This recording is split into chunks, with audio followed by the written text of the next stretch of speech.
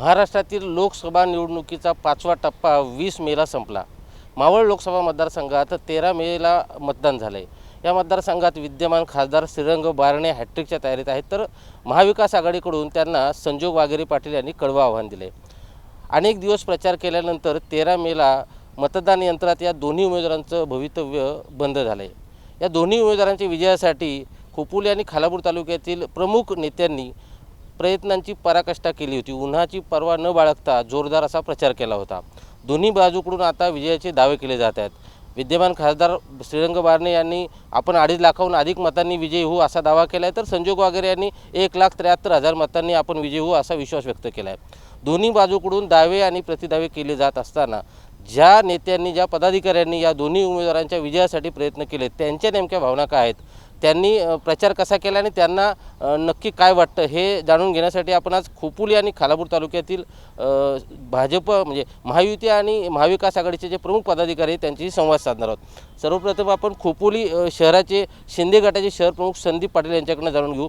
संदीपराव, तुम्ही श्रीरंग बारणे यांचा जोरदार प्रचार केला आहे। महायुतीच्या माध्यमातून बारणे तिसऱ्यांदा उभे आहेत, हॅट्रिकच्या तयारीत आहेत। 2.5 लाखाहून अधिक मतांनी आपण विजयी असा दावा त्यांच्याकडून केला जातोय। आपल्याला काय वाटतंय, बारणे नक्की हॅट्रिक करतील का? निश्चितच बारणे नक्कीच हॅट्रिक करतील आणि साधारणतः 1.5 लाख ते 2 लाखाच्या मतांनी ते निवडून येतील, आम्हाला असा सार्थ विश्वास आहे। संदीपराव, एक आक्षेप असा घेतला जातो, आता महाविकास आघाडीचे सुद्धा इथं सगळे नेते उपस्थित आहेत। महाविकास आघाडी ज्या पद्धतीने एकत्रितपणे प्रचाराला सामोरी जात होती त्या प्रकारे महायुतीकडून मात्र सगळे एकत्र असल्याचं दिसत नव्हतं। तुम्ही स्वतंत्रपणे प्रचार करत होतात आणि तुमचे मित्रपक्ष स्वतंत्रपणे प्रचार करत होते। नेमकं तुम्ही कमी पडलात सगळ्यांना बरोबर घ्यायला का? नाही, निश्चित नाही। म्हणजे जे बोलत आहेत म्हणजे तसं तर मला वाटत नाही आहे, कारण आम्ही खोपोली शहरामध्ये ज्या प्रकारे प्रचार करत होतो त्यावेळेला महायुतीचे सर्व पदाधिकारी, सर्व शहर प्रमुख, सर्व राष्ट्रवादी काँग्रेस असेल, RPI असेल, BJP असेल आणि आमची शिवसेना असेल व रासप असेल, मनसे असेल, या सगळ्यांचे कार्यकर्ते खांद्याला खांदा लावून खोपोली शहरामध्ये प्रचार करत होते। आणि तुम्ही बघत असाल का सगळे आम्ही एकत्र प्रत्येकाच्या ऑफिसला मध्ये आमदार साहेब ज्या वेळेला खोपोलीत आले होते त्यावेळेला राष्ट्रवादीच्या ऑफिसला मीटिंग गेली होती, आम्ही BJPच्या ऑफिसला मीटिंग घेतल्या होत्या, आम्ही आमच्या सेनेच्या ऑफिसला घेतल्या होत्या, आम्ही RPIच्या ऑफिसला मीटिंग घेतल्या होत्या। त्याच्यामुळे निश्चितच आम्ही सगळ्यांनी खांद्याला खांदा लावून प्रचार केलेला आहे। त्याच्यामुळे असं कुठेही असं कुणी वेगवेगळा प्रचार केला असं कधीही आम्हाला तरी वाटलेलं नाही। आता प्रचार तर तुम्ही जोरदार केला आहे, काय वाटतं यश मिळेल का, हॅट्रिक आपणची होईल का? निश्चितच यश मिळेल आणि आम्ही खोपोलीमध्ये साधारणतः 6 ते 7 हजाराचा लीड द्यायचा प्रयत्न आम्ही केलेला आहे आणि निश्चित तेवढा लीड आम्ही देऊच हे आम्ही ग्वाही देतो। आपल्यासोबत भाजपचे सूर्यकांत देशमुख आहेत। भाई, मला सांगा, भाजपने खरं तर या मतदारसंघावर दावा केला होता, म्हणजे बाळा भेगडे असतील मावळचे, त्यांनी दावा केला होता की ही लोकसभेची उमेदवारी आम्हाला मिळावी। प्रचंड असा विरोध बारणेंना होता आणि तो बारणेंना असलेला विरोध डावलून बारणेंना उमेदवारी देण्यात आली। भाजपने त्यांचं नक्की किती काम केले, प्रामाणिकपणे सगळं काम झालं आहे का? नाही, ठीक आहे। आम्ही या मतदारसंघात आपला रायगड मावळ मतदारसंघात आम्हाला लोकसभेचं तिकीट मिळावं आमच्या पक्षाला अशी आम्ही मागणी केली होती, पण शेवट श्रेष्ठीने निर्णय घेतला आणि आमच्या सर्व कार्यकर्त्यांचं एकच स्वप्न होतं, पंतप्रधान मोदींची हॅट्रिक व्हावी, त्यांनी तिसऱ्यांदा पंतप्रधान व्हावं। आणि त्या दृष्टिकोनातून आम्ही सर्व कार्यकर्त्यांनी म्हणजे भारतीय जनता पक्षाची आणि आमचे जे घटक पक्ष आहेत महायुतीच्या कार्यकर्त्यांनी बारणे यांचं या मावळ लोकसभा मतदारसंघात सर्वांनी प्रचार केला, सर्वांनी एकजुटीने काम केलं आणि निश्चित आमची खात्री आहे की या ठिकाणी खोपोलीसह मावळ मतदारसंघात बारणेंना लीड मिळेल आणि श्रीरंग अप्पा बारणे निश्चित निवडून येतील अशी आमची खात्री आहे। शिवसेनेच्या शिंदे गटाचा उमेदवार होता, भाजप म्हणून तुम्हाला शिंदे गटाच्या पदाधिकाऱ्यांकडून विश्वासात घेतलं जात होतं का आणि प्रचारात तितकं महत्त्व दिलं जात होतं का? हो, सर्व एकत्र येऊन आम्ही काम करत होतो। इथले आता शिवसेनेचे शहर प्रमुख आपले संदीप पाटील आहेत, आपले राष्ट्रवादीचे आमचे मनीष यादव आहेत, सर्व मिळून आम्ही आणि RPIचे सुद्धा सर्व मिळून आम्ही सर्व एकत्र काम करत होतो आणि एकत्र काम केल्यामुळे निश्चित आम्हाला यश मिळेल असं आम्हाला खात्री वाटते। आपल्यासोबत आपचे जिल्हाध्यक्ष शेखर जांभळे आहेत। जांभळे साहेब, तुमचा प्रचाराचा एक वेगळा फंडा प्रचाराच्या दरम्यान पाहायला मिळाला। अत्यंत जोरदार असा प्रचार तुम्ही करताना दिसत होतात। महायुतीच्या तुलनेत महाविकास आघाडी एकत्रपणे एकसंघपणे काम करताना दिसत होती। काय वाटतं आपल्याला, वाघेरे संजोग वाघेरे श्रीरंग बारणे यांची हॅट्रिक रोखतील का? हमने देखा है आंखों से और वाघेरे आएंगे लाखों से। आम्ही जो प्रचार केलेला आहे मिळून, त्या प्रचारामध्ये कुठंही तुम्हाला असं दिसणार नाही की 5 पक्ष असं एकत्र येताना कुणामध्ये काही मतभेद आहेत.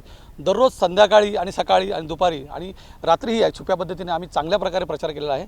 आणि हा एकंदर प्रचार पाहता जनमानसात ती वागेरे साहेबांची सुद्धा प्रतिमा पाहता हा विजय निश्चित आहे. जांभळे साहेब, मावळ लोकसभा मतदारसंघात महायुतीकडे 6 आमदार आहेत. 6 विधानसभा मतदारसंघाचा मिळून मावळ लोकसभा मतदारसंघ झाला आहे. संजोग वाघेरेंकडे त्या तुलनेत तशी ताकद नाही आहे, तरीही तुम्हाला असा विश्वास वाटतो की संजोग वाघेरेच निवडून येतील? साहेब 6 आमदार होते त्यावेळी आपण बघितलं की काही पक्ष होते. आता 2 पक्षामध्ये विभाजन झालेलं आहे आणि हे विभाजन झालं असलं तरी नेते जरी तिकडे महायुतीकडे असले तरी कार्यकर्ते आणि जी जनता आहे ही नक्कीच आमच्या महाविकास आघाडीकडे आहे, इंडिया आघाडीकडे आहे. त्यामुळे वाघेरे साहेबांचा विजय हा निश्चित आहे. असं बोललं जाते की ठाकरे गटाची ताकद या मतदारसंघात मर्यादित आहे. मावळ मतदारसंघाचा विचार केला तर मग आप असेल, शरद पवारांचा राष्ट्रवादी काँग्रेस पक्ष असेल किंवा काँग्रेस पक्ष असेल, यांचीसुद्धा ताकद मर्यादित आहे. त्या तुलनेत श्रीरंग बारणेंची ताकद कागदावर तरी जास्त दिसत होती, तरीही तुम्ही असा दावा करताय की संजोग वाघेरे विजय होतील. हा दावा जो करते त्याच्यामागे नेमकी काय कारण आहेत? काय विश्वास वाटतो तुम्हाला? साहेब आम्ही जमिनीवर काम केलेलं आहे आणि तळागाळात काम केलं आहे. निश्चित आमच्याकडे धनशक्ती नसेल, पण जी इच्छाशक्ती आणि जी जनशक्ती होती ही एकंदर पाहता आपण याआधी पण रिझल्ट बघितले असतील, बाळा नांदगावकर असतील किंवा छगन भुजबळ असतील, त्यावेळीसुद्धा आपण बघितलं असेल, महाराष्ट्राने बघितलं होतं की अवघ्या 9 उमेदवारासुद्धा लोकांनी निवडून दिलं होतं. आणि तीच भावना आज बाळासाहेबांच्या मागून उद्धव ठाकरे साहेबांच्यासुद्धा सोबत आहे. आणि आम्ही सर्व पक्ष एकत्र असल्यामुळे निश्चितच आपणालाही दिसेल की हा विजय वाघेरे साहेबांचाच आहे. आपल्यासोबत शिवसेना ठाकरे गटाचे तालुका प्रमुख एकनाथ पिंगळे आहेत. पिंगळे साहेब, उद्धव ठाकरे यांचं मुख्यमंत्रीपद गेल्यानंतर त्यांना मोठी सहानुभूती मिळाली होती. त्यानंतर शिवसेनेत फूट पडली आणि शिवसेनेचे 2 भाग झाले. या सगळ्या सहानुभूतीचा फायदा कितपत आपल्याला होईल आणि काय वाटतं, वाघेरे निवडून येतील की बारणेची हॅट्रिक होईल? निश्चितच मुख्यमंत्रीपदाच्या खुर्चीवरनं पायउतार झाल्यानंतर जी सहानुभूतीची लाट या महाराष्ट्रामध्ये आली त्याचा फायदा नक्कीच जे उमेदवार शिवसेनेने उद्धव बाळासाहेब ठाकरे यांनी दिलेत ते 21 उमेदवार निवडून येतील. त्यातमध्ये मावळ लोकसभा मतदारसंघ हा काही वेगळा नाही आहे. आणि मावळ लोकसभा मतदारसंघ हा प्रत्येक वेळेला शिवसेना जो उमेदवार देते तो निश्चितपणे निवडून येतो. कारण या मावळ लोकसभा मतदारसंघाला एक शाप नाही म्हणता येणार, पण काहीतरी त्या मतदारसंघामध्ये आहे की जो उमेदवार दिला जातो तो निवडूनच येतो. आणि ह्यावेळची परिस्थिती जर पाहिली तर पायउतार झाल्यानंतर ज्यांच्यामुळं पायउतार व्हावं लागलं, ज्यांना सर्वस्व दिलं, 10 वर्ष ज्या वेळेला यांना दिली खासदारकी, त्या 10 वर्षामध्ये हा माणूस एकदाही मतदारसंघात फिरकला नाही, एकही गावात तो गेला नाही. ह्याची प्रचिती आम्हाला प्रचार करताना आली. आणि असं असताना ज्या वेळेला 2019 असेल, 2014 असेल, त्यावेळेला मोदी लाट होती असं लोक म्हणत होती.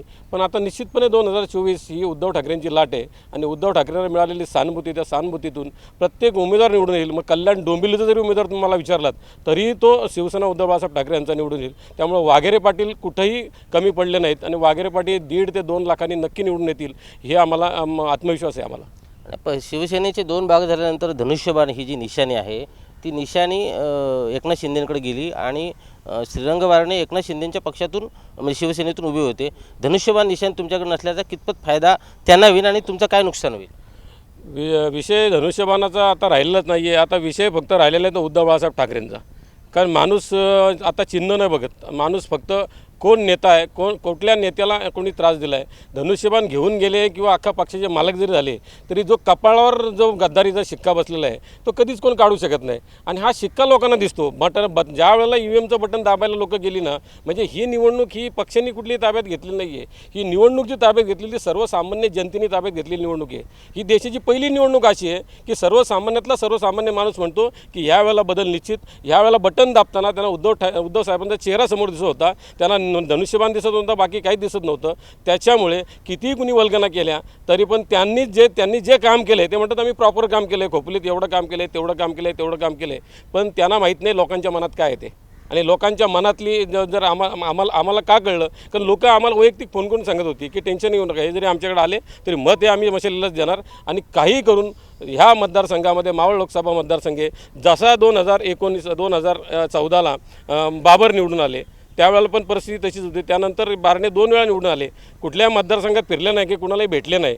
आता आम्हाला जो मिळालेला माणूस जो आहे लोकसभा उमेदवार तो प्रॉपर आहे, जमिनीवरचा माणूस आहे, अगदी कुणालाही सहज उपलब्ध होणारा माणूस आहे. एका फोनवर तो एका रिंगला तो फोन उचलतो. मग ही परिस्थिती एकदम विरोधाभासाची आहे आणि त्याच्यामुळे आम्हाला आत्मविश्वास आहे की आमच्या ह्या लोकसभा मतदारसंघामध्ये जरी तुम्हाला असं वाटतं की उद्धव बाळासाहेब ठाकरे यांचे कार्यकर्ते कमी असतील, तुम्हाला मतदार कमी दिसत असतील, तरी पण आतून जो काय आमच्याबरोबर जे दोन समाज एकत्र आले त्या समाजांनी जो काय आम्हाला सहकार्य दाखवलं त्या सहकार्यातून आम्ही नक्कीच 2 लाखाचा लीड घेऊन निवडून येऊ एवढी आम्हाला गॅरंटी आहे.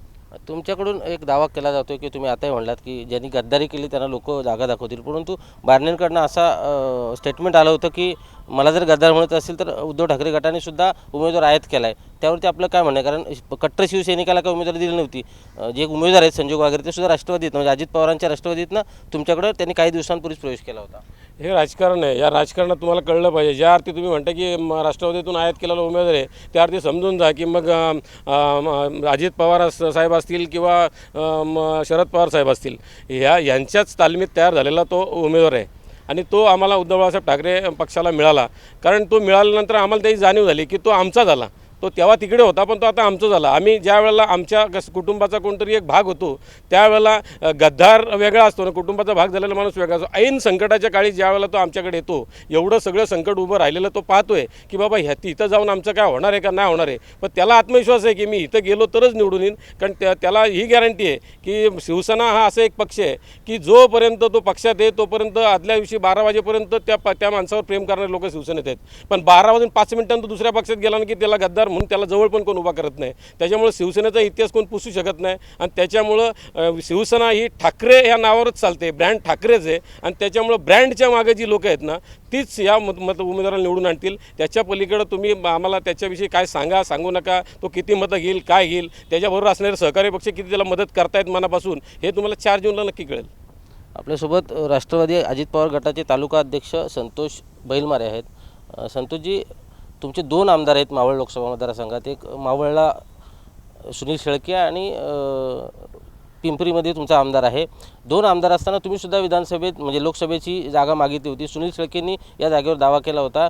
श्रीरंग बारणे आणि सुनील शेळके यांच्यात त्यावेळेस वादसुद्धा झाले होते. त्यांनी दावा केल्यानंतर आम्ही त्यांचं काम करणार असं म्हटलं होतं आणि मग नंतर बैठका झाल्या वरिष्ठ स्तरावर आणि राष्ट्रवादी पक्ष प्रक्रियेत आला. राष्ट्रवादी पक्षाने बारणेंचं काम सुरू केलं. मात्र असं असताना 2च दिवसांपूर्वी श्रीरंग बारणे यांनी असं म्हटलं आहे की राष्ट्रवादीच्या खालच्या कार्यकर्त्यांनी म्हणजे खालची जी फळी आहे त्या कार्यकर्त्यांनी माझं काम केलेलं नाही. नक्की तुम्ही काम केलं आहे की नाही केलं आहे? तुमच्या म्हणण्यामध्ये तथ्य कारण जे बातम्या आल्या त्या उमेदवाराच्या तोंडातून बाहेर पडलेल्या आहेत. पण आपण पाहिलं असेल कर्जत खालापूरमध्ये ज्या पद्धतीने आमच्या पक्षाचे नेते तटकरे साहेब असतील, अजितदादा असतील, कर्जत खालापूरचे नेते सुद्धा गारे असतील, आम्ही ज्या पद्धतीने काम केलं तालुक्यामध्ये प्रत्येक गाव ना गाव आणि घर टू घर आम्ही पिंजून काढलं. राष्ट्रवादी अजित पवार गट कुठेही कमी नाही पडलं आहे. 11 तारखेला संध्याकाळी 5 वाजेपर्यंत आम्ही प्रचार करत होतो आणि जी काय कर्जत खालापूर विधानसभेमध्ये जी आघाडी भेटेल ती आघाडी राष्ट्रवादी पक्षामुळे भेटेल. मग तुम्ही प्रचार जरी करत होतात तरीसुद्धा असं एक चित्र दिसत होतं की तुम्ही स्वतंत्रपणे प्रचार करत होतात. मी मगाशी जसं म्हणालो तसं महाविकास आघाडी ज्या एकच संघपणे घट्टपणे काम करत होती, प्रचार करताना दिसत होती, तसा प्रचार महायुतीकडून दिसत नव्हता. राष्ट्रवादी पक्ष वेगळा प्रचार करत होता, शिवसेना शिंदे गट वेगळा प्रचार करत होता, भाजप वेगळ्या पद्धतीने काम करत होती. एकच संघपणा तुमच्यात दिसत नव्हता. त्याचं नेमकं काय कारण होतं? आमची ती एक स्ट्रॅटेजी होती प्रचाराची. तुम्हाला जरी वाटतं तरी पण आम्ही नियोजन केलं होतं का प्रत्येकाने जास्तीत जास्त कसं मतदान निघेल, मतदारांपर्यंत पोहोचता येईल. त्यामुळे आम्ही राष्ट्रवादी असेल, शिवसेना असेल, BJP असेल, आमचं ध्येय एकच होतं का देशाचे पंतप्रधान नरेंद्र मोदी यांना पुन्हा देशाचे पंतप्रधान करायचं. कारण ही जी निवडणूक हे देशाची आहे, विषय देशाचे होते. आम्ही त्या पद्धतीने विचार करत होतो. आपण जे इतर कार्यकर्ते पाहिले असतील त्यांच्या कामाची पद्धत आणि राष्ट्रवादी, BJP, शिंदे गट आमचा विचार एकच होता का पुन्हा देशाचे पंतप्रधान नरेंद्र मोदी यांना निवडून द्यायचे असेल तर आपल्याला आपला शिलेदार श्रीरंग बारणे यांना निवडून द्यावं लागेल. त्यासाठी आम्ही काम करत होतो. तालुकाध्यक्ष, तुम्ही धनुष्यबाण निशाणी घराघरात या निवडणुकीत पोहोचवली. विधानसभेला सामोरे जात असताना सुधाकर घारेंच्या नावाचा उल्लेख तुम्ही केला. सुधाकर घारे जर उमेदवार असतील तर ते कदाचित राष्ट्रवादीच्या चिन्हावरती असतील, घड्याळे निशाणी घेऊन असतील. तुम्ही तर आता धनुष्यबाण पोहोचवलं आहे, त्याचा त्रास होणार नाही का आगामी विधानसभा निवडणुकीत? हे निश्चित मान्य करतो. मी तुम्हाला मागे सांगितलं का ही देशाची निवडणूक होती. आता जी निवडणूक असेल ती राज्याची असेल. पक्षाचा निर्णय असेल, मी पक्षाचा तालुका अध्यक्ष आहे, पक्षाचा निर्णय घेईल, मला त्याप्रमाणे कार्य करायचं आहे. पक्षाने जर आम्हाला सांगितलं तुम्हाला घड्याळ्याच्या चिन्हावर काम करायचं आहे, मला माझ्या पक्षाचा आदेश पाळायचा आहे. आणि मी त्या पद्धतीने घड्याळाच्या चिन्हावर काम करणार. हा निश्चित आम्हाला त्रास होईल, पण आम्ही आमच्या मतदारांना, आमच्या कार्यकर्त्यांना आम्ही सांगितलेलं आहे की आपले जे नेते आहेत अजितदादा, ज्यांनी जो निर्णय घेतलेला आहे तो आम्हाला मान्य आहे. काय वाटतं, बारणेंची हॅट्रिक होईल का? आम्ही ज्या पद्धतीने काम केलेलं आहे, देशाला एक सक्षम असं पंतप्रधान नरेंद्र मोदी हे हवे आहेत, त्याच्यासाठी मावळ मतदारसंघातून श्रीरंग बारणे निश्चित विजयी होतील. आपल्यासोबत काँग्रेसचे ज्येष्ठ नेते आणि ज्यांना राजकीय असा प्रदीर्घ असा अनुभव आहे असे उल्हासराव देशमुख आहेत. भाऊ, तुम्हाला खूप मोठा राजकीय अनुभव आहे, अनेक वर्षे तुम्ही राजकारणात समाजकारणात घालवलेले आहेत. ही निवडणूक कशा पद्धतीने तुम्ही पाहताय? कारण अगदी संविधान बदलायच्या गोष्टी असतील, मुस्लिमांच्या विरोधात पंतप्रधानांचं स्टेटमेंट असेल, ह्या सगळ्या म्हणजे अगदी खूप अशी वेगळ्या पद्धतीने ही निवडणूक झाली. तुम्ही कसं पाहता या निवडणुकीकडं? मी याच पद्धतीनं पाहतो आहे की ग्रामपंचायतीच्या, नगरपालिकेच्या निवडणुका, विधानसभेच्या निवडणुका आणि लोकसभेच्या निवडणुकामध्ये खूप खूप फरक आहे. जसं आमचे मित्र असं म्हणाले की आम्ही पंतप्रधानांच्या दृष्टीनं मतदान केलेलं आहे, आम्ही त्या दृष्टीने मतदान करायला कुणालाही प्रेरित केलं नाही. आमचं म्हणणं एकच होतं, ही देशावरची निवडणूक आहे. आपल्याला देशाची लोकशाही अबाधित राखायची असेल तर यावेळेस आपल्याला संविधानाचा अभ्यास करूनच निर्णय घेणं महत्त्वाचं आहे. व्यक्ती कोण ह्याला महत्त्व नाही, प्रतिनिधित्व कोण करतं आहे याला महत्त्व आहे. किती मतांनी निवडून आलात यालाही महत्त्व नाही. एक मतांनी निवडून आला तरी तो त्याच संसदेमध्ये आपली मतं मांडेल, तो तिथेच मतदान करील. 2 लाखाने आला तरी तेच करील. म्हणून आम्ही मताचं गणित मांडलंच नाही. आम्ही कार्यकर्त्यांना सांगताना मला सांगायला अभिमान वाटेल की आमच्या स्थानिक पातळीचे जे नेते आहेत, उदाहरण द्यायचं झालं तर शेतकरी कामगार पक्षाचे जयंत पाटील साहेब असतील, आमच्या काँग्रेस पक्षाचे अध्यक्ष महेंद्रजी घरत साहेब आले होते. सर्व कार्यकर्त्यांना बोलवून त्यांनी हे एकच सांगितलं होतं की आपलं लक्ष फक्त आता वरती लोकसभेकडे असलं पाहिजे, कारण आपल्याला आता त्या ठिकाणी आपल्या पक्षाची सत्ता येणं जास्त गरजेचं आहे. जे काही निर्णय यांच्या काळामध्ये घेतले गेले ते निश्चितपणानं लोकशाहीला मारक आणि बाधक ठरले नाहीत. कारण आपण जर विचार केला, काही उदाहरणं दिली, आता या आधीच्या सरकारच्या कालावधीमध्ये निवडणूक आयोगाच्या प्रक्रियेमध्ये सुद्धा बदल करण्यात आला. प्रक्रिया अशी होती की एक पंतप्रधान, एक विरोधी पक्षाचा नेता आणि एक उच्च न्यायालयाचे न्यायाधीश, ह्या तिघांची समिती निवडून आपण त्या ठिकाणी निवडणूक आयोगाची नेमणूक करत होतो. पण सत्ता हातात आल्यानंतर आम्ही कशी राबवतो याचं उदाहरण दाखवून दिलं आणि थोडा बदल करून उच्च न्यायालयाच्या न्यायाधीशांच्या ऐवजी केंद्रीय मंत्रिमंडळातला मंत्री एक सदस्य होईल. मला एक सांगा, 3 सदस्यापैकी 2 सदस्य मंत्रिमंडळातले, एक पंतप्रधान आणि एक मंत्री, तिसरा विरोधी पक्षाचा. तर विरोधी पक्षाच्या सदस्याला तिथे किती आवाज राहील. आणि इतकी जबरदस्त पकड संबंधित नेत्यांची आहे की मंत्रीच काय पण अधिकारीसुद्धा त्यांच्यापुढे बोलायला घाबरतात. हे स्पष्ट चित्र आमच्या सगळ्या कार्यकर्त्यांच्या लक्षात आल्यामुळे आम्ही एकच धोरण ठेवलं होतं की कुठल्याही परिस्थितीमध्ये संविधान वाचवणं हेच महत्त्वाचं आहे.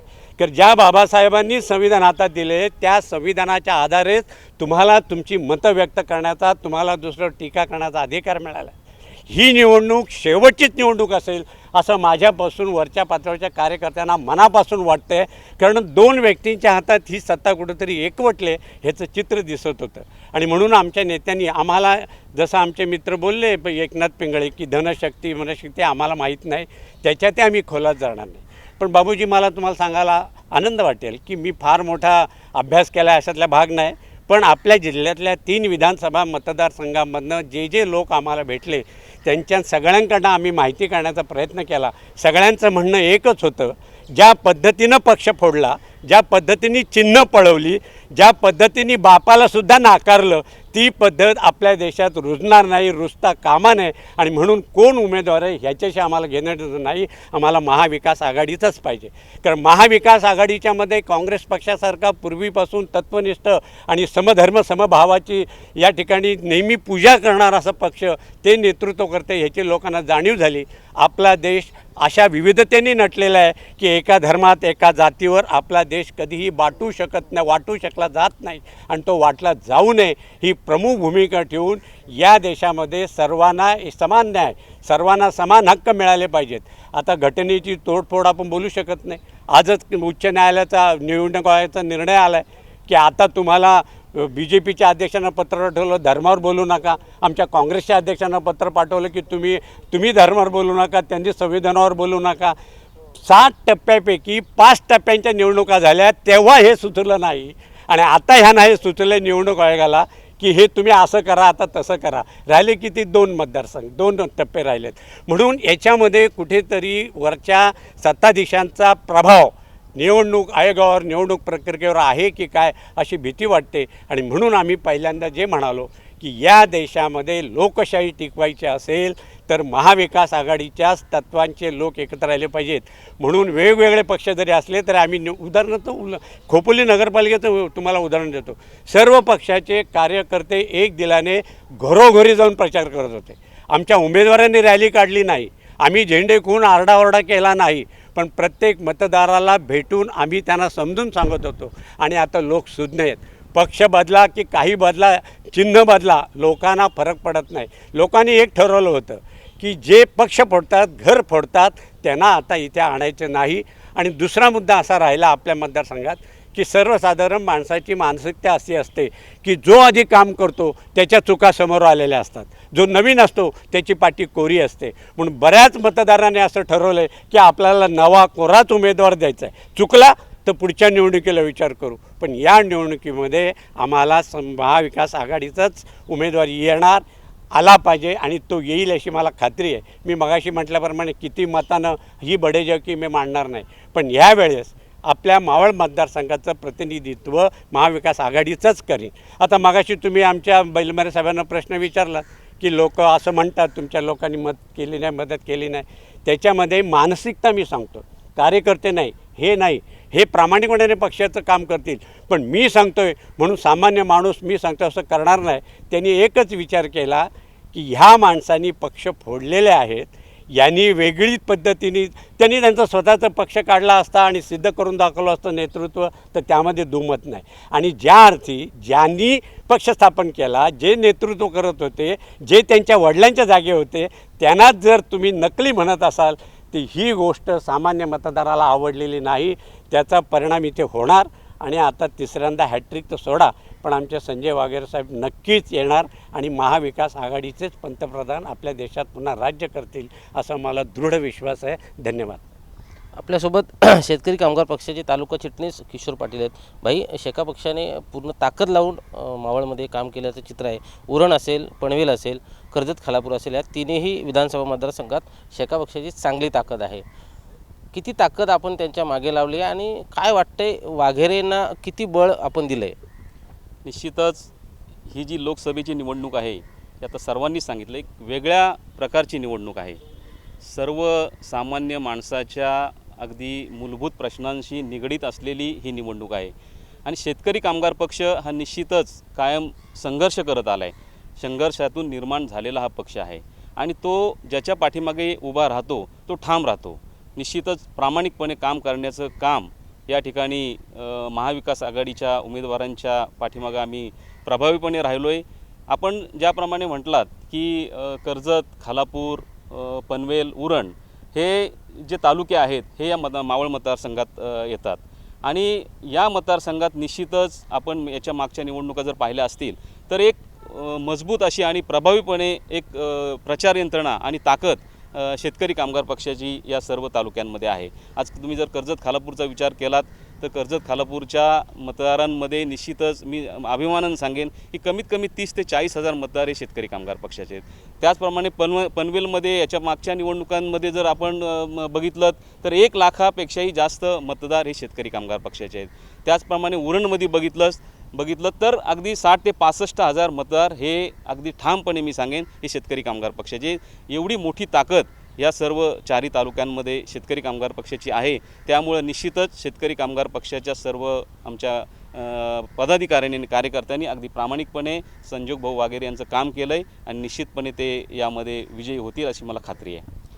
तुमचे नेते आणि विधान परिषदेचे आमदार जयंत पाटील शेवटच्या दिवशीसुद्धा म्हणजे अगदी मतदानाच्या दिवशीसुद्धा या मतदारसंघात फिरताना दिसत होते. पूर्ण ताकद लावून तुम्ही संजोग वाघेरेंसाठी काम केलं आहे. असं असताना संजोग वाघेरेंना या 4 तालुक्यात शेका पक्षाचं जे मतदान आहे ते मतदान सोबत पकडून किती आघाडी मिळेल, काय लीड मिळेल असं वाटतंय? निश्चितच जयंत भाईंनी ज्या प्रकारे या मतदारसंघात काम केलं, कारण या 13 तारखेच्या अगोदर रायगडची निवडणूक होती, त्यातलं मतदान होतं. ती मतदान झाल्यानंतर ते आमच्या या चारही तालुक्यांमध्ये आले. अतिशय चांगल्या प्रकारे त्यांनी सर्व आमच्या पदाधिकाऱ्यांच्या आणि कार्यकर्त्यांच्या बैठका घेतल्या. मी निश्चितपणाने एक अभिमानानं सांगेन की महाविकास आघाडीचे जे कमिटीमध्ये प्रमुख सर्व पक्षाची मंडळी आहेत त्यामध्ये जयंतभाईंचा समावेश आहे. त्यामुळे आम्हाला अभिमान आहे की महाविकास आघाडीमध्ये जयंतभाईंचा जो रोल आहे, जी भूमिका आहे, त्याचप्रमाणे ते या आपल्या मतदारसंघातही अतिशय चांगल्या प्रकारचं काम करतायत. निश्चितच या ज्या कर्जत, खालापूर, पनवेल आणि उरण यामध्ये निश्चितच एक चांगल्या आघाडी, अगदी मी तर सांगेन की 1 ते 1.5 लाखापर्यंतची आघाडी या आमच्या सर्व पक्षांनी जे काम केलं आहे त्या माध्यमातून मिळेल. मी तर अभिमानानं सांगेल की खोपोली आणि खालापूर तालुक्यामध्ये आम्ही 10,000ची आघाडी या संजोग भाऊ वागेरे साहेबांना देऊ असा मला विश्वास या निमित्तानं आहे. म्हणजे शेतकरी कामगार पक्षाचा म्हणजे आज तुम्ही संजोग वगैरे सोबत आहात. जर का मागं 2 निवडणुका गेलो आपण 14 आणि 19. 14ला 2014मध्ये तुम्ही लक्ष्मण जगतापांना उमेदवार म्हणजे शेका पक्षाचे अधिकृत उमेदवार होते लक्ष्मण जगताप. 2019ला शेका पक्षाने पार्थ पवारांना पाठिंबा दिला होता. निकाल तुमच्या समोर आहे, यावेळी काय वाटतं? निश्चितच हे दोन्ही उमेदवार हे मावळातले होते. लक्ष्मण भाऊ जगतापांना तर शेतकरी कामगार पक्षाच्या वतीनंच उमेदवारी दिली होती आणि तेव्हा बघितलं की या खाली जे 4ही तालुके आहेत यामधून त्यांना आघाडी दिली होती. पार्थ पवारांच्या बाबतीतही तेच घडलं की या 4ही तालुक्यातून त्यांना आघाडी मिळाली होती. परंतु वरती मावळमध्ये जो मतदारांमध्ये जो एक निरुत्साह होता किंवा त्यांच्यामध्ये ज्या भावना होत्या त्यामुळे त्यांचा पराभव झाला. परंतु या रायगडचा जो विभागलेला भाग आहे, कर्जत, खालापूर, पनवेल आणि उरण, यामध्ये निश्चितच एक चांगली ताकद शेतकरी कामगार पक्षाची आहे. त्याचप्रमाणे जे आमचे घटक पक्ष होते त्यांनी अतिशय चांगल्या प्रकारचं काम केलं आहे. त्यामुळे निश्चित चांगल्या प्रकारची आघाडी घेऊन संजोग भाऊ वागेरे हे आमचे प्रतिनिधी म्हणून लोकसभेत जातील असा मला अगदी मनापासून विश्वास आहे. आपल्यासोबत राष्ट्रवादी युवक काँग्रेसचे खालापूर तालुक्याचे अध्यक्ष अक्षय पिंगळे आहेत. अक्षय, युवकांची जी संघटना आहे तुमची, त्यांनी श्रीरंग बारणे यांचं चांगलं काम केल्याचं दिसतंय. तुम्ही प्रचारात ठिकठिकाणी फिरताना दिसत होतात. श्रीरंग बारणे आणि तुमच्या कुटुंबांचे व्यक्तिगतसुद्धा संबंध आहेत. आज जरी श्रीरंग बारणे वेगळ्या पक्षात असले आणि तुम्ही वेगळ्या पक्षात असले तरी तुमचे व्यक्तिगत असे संबंध आहेत. काय वाटतं, श्रीरंग बारणे हॅट्रिक करतील का? निश्चितच श्रीरंगाप्पा बारणे हे तिसऱ्यांदा 2 ते 2.25 लाख मताधिक्यांनी घेऊन हॅट्रिक पूर्ण करतील. राहिला प्रश्न प्रचाराचा, तर राष्ट्रवादी काँग्रेस पक्ष व राष्ट्रवादी युवक काँग्रेस ही आप्पांच्या प्रचारात राष्ट्रवादी काँग्रेस फादरपडाच्या खांद्याला खांदा लावून फिरत होती व आमच्या पक्षाची एक नियमावली ठरली होती का शिवसेना असेल, भारतीय जनता पार्टी असेल किंवा राष्ट्रवादी असेल, हे दोघांचा प्रचार झाल्यानंतर जे मधला गॅप असतो तो गॅप भरून काढण्यासाठी राष्ट्रवादी काँग्रेस पक्ष व युवक काँग्रेस हा प्रचारात फिरत होता. सुधाकर घारे यांच्या नेतृत्वाखाली तुम्ही या मतदारसंघात काम करताय. कशा पद्धतीने काम केलं आहे, काय वाटतं? तुम्ही घरामध्ये प्रत्येक घरामध्ये धनुष्यबाणी, निशाणी आणि श्रीरंग बारणे हे उमेदवार पोहोचवलेत का? नक्कीच प्रत्येक घरामध्ये धनुष्यबाण हा आम्ही सध्या लोकसभा निवडणुकीत पोचलेला आहे. पण राहिला प्रश्न विधानसभेचा, तर विधानसभेला आम्ही आताच कंबर कसून सुधाकर भाऊ घारे यांना आमदार करण्यासाठी त्यांचा घड्याळ हा चिन्ह घराघरा पोचवण्यासाठी आम्ही तयारीत आहोत. तात्या, तुम्ही एक फायर ब्रँड नेते आहात, अनुभव आहे तुम्हालासुद्धा खूप. मला सांगा, बरेच आक्षेप तुमच्यावरती आहेत, म्हणजे पक्ष चोरला, अगदी निशाणी चोरली, इथपासून ते गद्दारीपर्यंत. काय नक्की यावरती तुमचं मत आहे? पोटे साहेब, आपलं पहिलं आभार मानेल की आपण या ठिकाणी संवाद मराठीच्या माध्यमातून आम्हाला सर्वांना या ठिकाणी बोलवलं आणि संवाद साधण्याचा हा मोका दिला. विरोधकांनी कितीही या ठिकाणी त्यांनी जर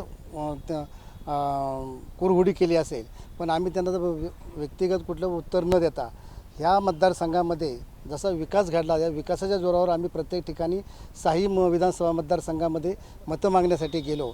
आणि सर्व म्हणतात की खासदार तालुक्यामध्ये किंवा कुठे घरोघरी फिरले नाही आहेत. खरं वास्तविक सांगायचं म्हणजे खासदारांचं हे काम नाही. खासदार हे देश पातळीवरती त्या ठिकाणी कामं करत असतात. आपल्या ह्या मावळ लोकसभा मतदारसंघामध्ये JNPTचं काम असेल किंवा आपलं तळोजा येथे पासपोर्ट ऑफिसचं काम असेल, एकविरा देवीचं रोपवेचं काम असेल किंवा पिंपरी चिंचवडला आपल्या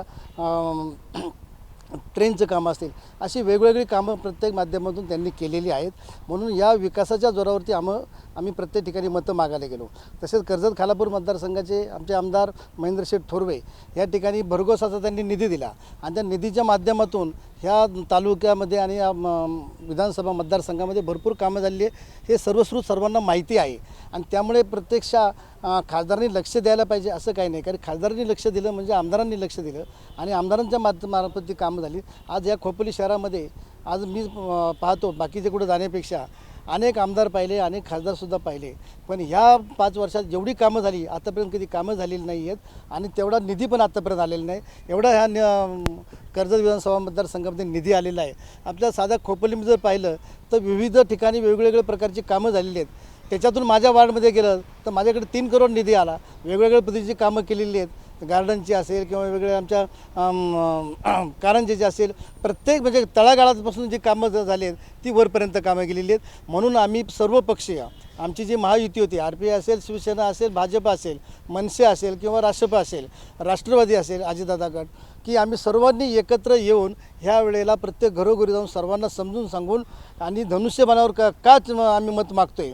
कारण की देशाचे पंतप्रधान मोदी साहेबांना आपल्याला पुन्हा पंतप्रधान करायचं आहे आणि देश पातळीवरती जे आज आपल्याला बाहेरच्या देशातून जे हल्ले होत आहेत, जो त्रास होतो आहे, ते तर फक्त मोदीच उपयोगी पडू शकतात. म्हणून आपण मोदींना सपोर्ट करतो आहे. म्हणून हे सर्व पक्ष एकत्र आलेत. राष्ट्रवादी असेल, शिवसेना असेल, RPI असेल, हे घटक पक्षांनी BJPला सपोर्ट केला आणि त्यांच्या माध्यमातून जे महायुतीचे जे उमेदवार होते त्या सर्वांनी एकत्र येऊन काम करून की जे मत बारणेंना पडेल तेच मत मोदींना पडेल ह्या हिशोबाने आपण सर्वांना मतदान मागितलं आहे. आणि अशा पद्धतीने बारणे साहेब या मावळ लोकसभा मतदारसंघात माझ्या माहितीप्रमाणे 2-2.5 लाखाच्या मतांनी भरघोस मतांनी निवडून येतील याची मला खात्री आहे. तात्या, खोपोलीत आमदारांनी मोठ्या प्रमाणात निधी दिला आहे, मतदारसंघात मोठ्या प्रमाणात कामं केलीत असं तुम्ही म्हणालात. आमदारांनी जी विकास कामं केलीत त्याचा फायदा किती होईल आणि खोपोली आणि खालापूरमध्ये काय लीड राहील असं वाटतं? नक्कीच खोपोली आणि खालापूरमध्ये भरपूर प्रमाणे आमदारांच्या माध्यमातून ह्या ठिकाणी लीड राहणार आहे. कारण की त्यांनी खोपोली शहरासाठी जवळजवळ 150-200 करोड हा या ठिकाणी निधी आणला आहे आणि संपूर्ण मतदारसंघामध्ये तिथेसुद्धा त्यांनी भरपूर निधी आणला आहे आणि भरपूर कामं पण केलेली आहेत. इथे जो ब्रँड होता तो आमदार महेंद्रशेठ थोरवे होते आणि त्यांच्या कामामुळं, त्यांच्या विकासामुळं आणि त्यांना साथ मिळाली राष्ट्रवादीची, RPIची आणि सर्व एकत्र बलाढ्य नेते बरोबर असल्यामुळं की नक्कीच या मतदारसंघातून मावळ लोकसभा मतदारसंघाचे जे श्रीरंगाप्पा बारणे यांना कमीत कमी 50,000 ते 60,000 मताचं लीड मिळेल. आपल्यासोबत भाजपचे शहराध्यक्ष आहेत. तुम्ही म्हणजे आपण भाजप म्हणून आपण महायुतीच्या सोबत होतात, श्रीरंग बारणे यांच्यासोबत होतात. महायुती म्हणून श्रीरंग बारणे यांचं काम भाजपने किती प्रामाणिकपणे केलं आणि इथं शिंदे गटाने, शिवसेना शिंदे गटाने आपल्याला विश्वासात घेतलं होतं काय? तर बघा, सर्वांनी दिली प्रतिक्रिया. प्रामाणिकपणे म्हणता म्हणजे की आमचा एकच उद्देश आहे, ज्या अख्ख्या भारताचे जे नेतृत्व करतात आदरणीय पंतप्रधान मोदीजी, ज्यांच्यामध्ये जगाची नेतृत्व करण्याची क्षमता आहे, अशा याच्यासाठी आम्ही सर्वजण काम करत होतो. आम्हाला आदेश होता की कुठल्याही परिस्थितीत हा बारणे साहेबांचं मत म्हणजे मोदींना मत आहे आणि त्याप्रमाणे आमच्या संपूर्ण शहरामध्ये आमच्या संपूर्ण कार्यकर्त्यांनी अगदी इमानएतबारे या लोकसभेचं काम केलेलं आहे. खोपोलीमध्ये जर भाजपने काम केलं असेल श्रीरंग बारणे यांचं तर खोपोलीत महायुतीचे उमेदवार असलेल्या बारणेंना आघाडी मिळेल का? नक्कीच मिळेल. नक्कीच 7,500, 8,000, 9,000ची आघाडी नक्की मिळेल खोपोलीमध्ये. इवन मी सांगतो तुम्हाला, संपूर्ण आमच्या मतदारसंघामध्ये कमीत कमी 1-1.25 लाखाच्या आसपास आघाडी नक्की मिळेल. विरोधकांकडून असा दावा केला जातोय की हॅट्रिक रोखली जाईल, संजोग वगैरे निवडून येतील, वातावरण बदललं होतं. आपल्याला तसं वाटतंय का? अजिबात नाही. कारण आज बघा, सुशिक्षित मतदार जो आहे त्या प्रत्येकाच्या मनामध्ये आज तो बघतो की देशाची 10 वर्षाची प्रगती जी आहे ती सगळ्यांच्या नजरेसमोर आहे. देश सुरक्षित, आपण सुरक्षित, हे प्रत्यक्ष सर्व लोकांनी अनुभवलेलं आहे. आणि आज क्षमता ज्याच्यामध्ये आहे, म्हणजे मला एक हे सांगायचं आहे की देशाचं नेतृत्व जे 10 वर्ष अतिशय क्षमतेने ज्यांनी केलेलं आहे, आज पलीकडे कुठलाही असा नेता नाही की देशाचं नेतृत्व करण्याची क्षमता आहे, पण कोण नक्की होऊ शकत नाही, कारण फायनल कोण होऊ शकत नाही. त्यामुळे आजच्या परिस्थितीमध्ये गेल्या 10 वर्षामध्ये आपण जे पाहिलं, त्यामुळे सुशिक्षित मतदार जो आहे त्याला परिणाम माहिती आहे की आज आपण बाजूच्या देशाची परिस्थिती पाहतोय की अस्थिर जर हे असतील तर कशी देशाची परिस्थिती होते. त्यामुळे आपल्या सुशिक्षित मतदाराला हे पक्क माहिती आहे की माझं नेतृत्व अतिशय सक्षम आहे, त्यामुळे मला कुणी सांगण्याची गरज नाही, कुणी किती वर्गाने करू दे, मला मत कुठे द्यायचे तर मी मोदी सामोरे देणार. आणि म्हणून बारणे साहेबांचा विजय पक्का आहे. आपल्यासोबत RPIचे रायगड जिल्ह्याचे अध्यक्ष नरेंद्र गायकवाड आहेत. नरेंद्र भाई, मला सांगा, RPIने रायगड असेल मावळ असेल, तुमच्याकडे 2 म्हणजे लोकसभा मतदारसंघाचं तुम्ही काम केले, दोन्ही मतदारसंघात तुम्ही पक्षाने काम केले. काय वाटतं, मावळमध्ये श्रीरंग बारणे यांची हॅट्रिक संजोग वगैरे रोखतील का? बिलकुल नाही रोखणार, कारण देशामध्ये पंतप्रधान नरेंद्र मोदी यांची 10 वर्षाची टर्म पूर्ण झाल्यानंतर ही जी तिसरी टर्मसाठी ही जी निवडणूक होत आहे, या ठिकाणी 100% देशामध्ये देखील पंतप्रधान नरेंद्र मोदीजी हॅट्रिक करणार आहेत आणि मावळ मतदारसंघात देखील बारण्यांची हॅट्रिक 100% होणार आहे. त्याचं कारण आहे की मावळामध्ये असं महाराष्ट्रामध्ये संपूर्ण पहा की भाजप, RPI, राष्ट्रवादी काँग्रेस आणि शिवसेना आणि हे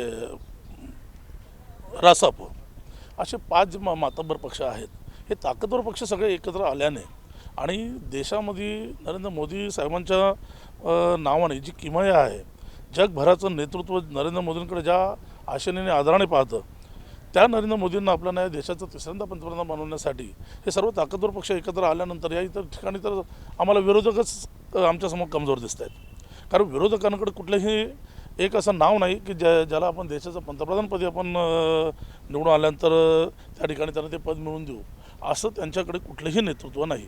कारण काँग्रेस सांगतं राहुल गांधीचं नाव, राष्ट्रवादी सांगते शरद पवारांचं नाव आणि उद्धव बाळासाहेब ठाकरे गटाचे सांगतात उद्धव ठाकरेंचं नाव. त्यांच्याकडे नेतृत्वच देशाला देणारं नसल्याकारणाने किंवा त्यांचं एकमत नसल्याकारणाने आणि या ठिकाणी महायुतीच्या माध्यमातून नरेंद्र मोदीजी सारखं नेतृत्व देशाला जे लाभलेलं आहे, ज्यांचं काम आपण सगळ्यांनी पाहिलेलं आहे, त्यामुळे नरेंद्र मोदी साहेबांना निवडून देत असताना प्रत्येक महायुतीच्या कार्यकर्त्यांनी हे बारण्यांना मत देत असताना 100% बारणे साहेब या मतदारसंघात निवडून येणार आहेत. त्याचं कारण आहे की 6च्या 6 विधानसभा या महायुतीच्या आमदारांकडेच आहेत.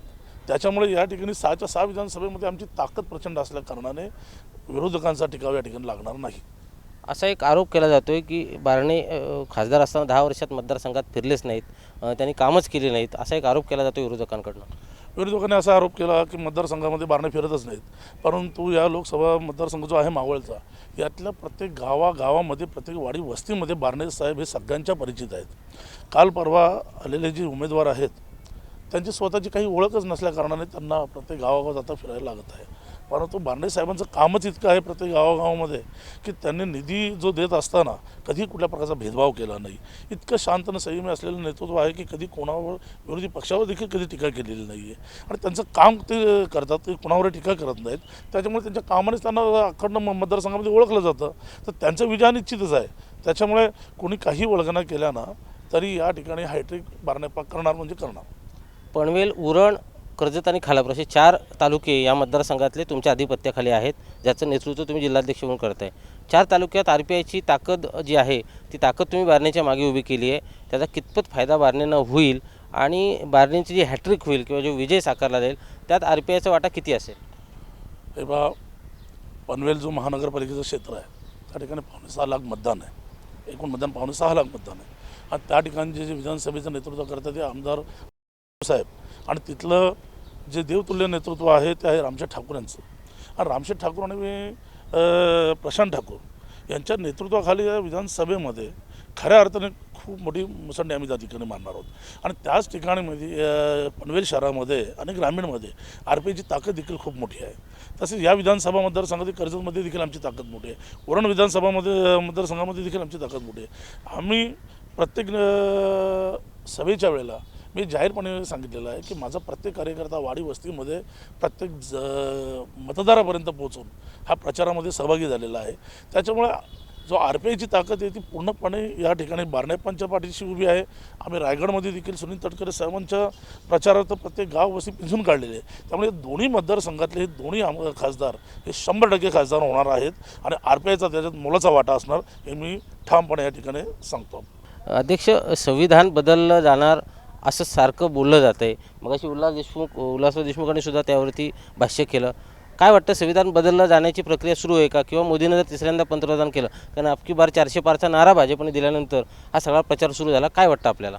सर्वात पहिली गोष्ट, संविधान कोणाचाही बाप बदलू शकत नाही आणि स्वतः या देशाचे पंतप्रधान नरेंद्र मोदी यांच्याकडे आपण त्यांचं काम पाहत असताना आपण पाहिलं असेल की देशामध्ये ज्यावेळेस संविधान या ठिकाणी लागू आपलं तर 1949लाच झालेलं आहे, परंतु देशामध्ये काँग्रेसचं सरकारच्या काळामध्ये खऱ्या अर्थाने बाबासाहेबांना या ठिकाणी भारतरत्न देऊ शकले नाहीत. VP संघांच्या काळामध्ये बाबासाहेबांना भारतरत्न किताब देण्यात आला.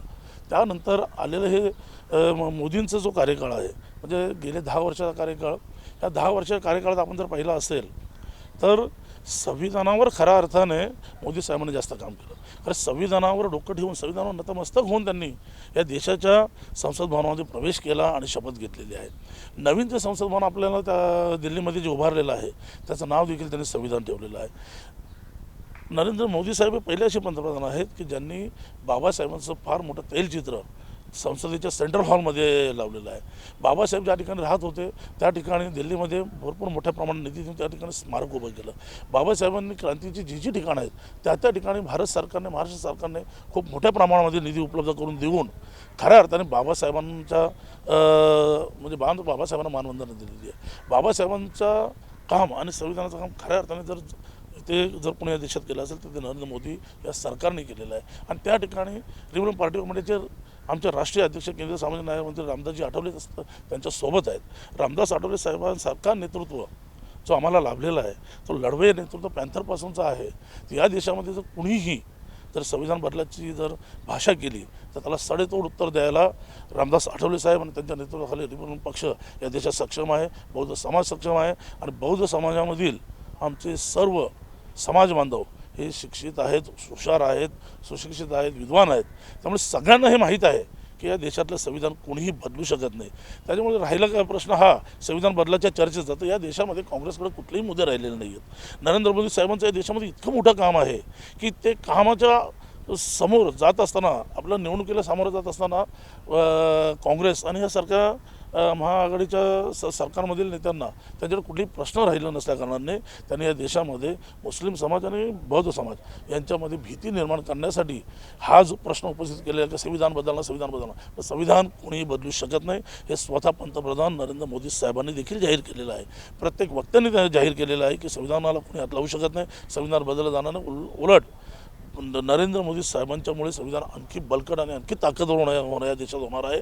त्याच्यामुळे ह्या भूलथापांना या देशातली कुठलीही जनता बळी पडणार नाही आणि भरघोस मताने या देशामध्ये केंद्रात नरेंद्र मोदींच्या नेतृत्वात सरकार येणार आणि रायगड आणि मावळमध्ये दोन्ही खासदार या ठिकाणी 100% निवडून येणार ही मला खात्री आहे आणि तशा पद्धतीने काम या दोन्ही मतदारसंघात झालेलं आहे. मावळ लोकसभा मतदारसंघात विद्यमान खासदार श्रीरंग बारणे हे हॅट्रिकच्या तयारीत आहेत, तर महाविकास आघाडीकडून संजोग वागेरे यांचं त्यांच्यासमोर आव्हान आहे. महायुती आणि महाविकास आघाडीकडून विजयाचे दावे केले जात असताना खोपोली आणि खालापूर तालुक्यातील प्रमुख पदाधिकाऱ्यांनी सुद्धा विजयाचे दावे केले आहेत. दोन्ही बाजूकडून विजयाचे दावे केले जात असताना 4 जूनला मतदानाची मतमोजणी होणार आहे आणि त्या दिवशी खरं चित्र स्पष्ट होणार आहे. मात्र दोन्ही बाजू आपण आपलाच उमेदवार विजयी होईल असं सांगत असताना या मतदारसंघात कोण विजयी होतो, मावळचा गड श्रीरंग बारणे राखतायत की संजोग वागेरे त्यांच्याकडून हॅट्रिक हिसकावून घेत संजोग वागेरे लोकसभेत प्रवेश करतात, याची उत्सुकता सगळ्यांनाच आहे. मात्र याचा निकाल, याचा जो काही निर्णय आहे तो निर्णय पाहण्यासाठी आपल्याला 4 जूनपर्यंत वाट पाहावी लागणार आहे. तोपर्यंत अशा प्रकारचे दावे आणि प्रतिदावे सुरूच राहणार आहेत.